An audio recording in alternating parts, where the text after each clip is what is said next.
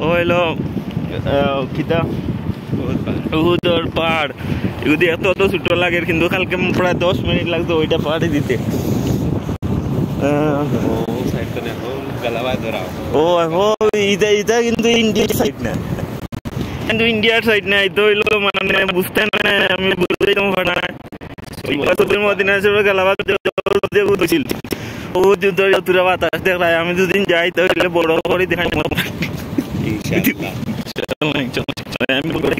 নাটক করা বলা আরো হইলো মদিনা না এমনি হিসাবে কোন ছোটাবো খাই ভিডিও দেওয়া মনে নেই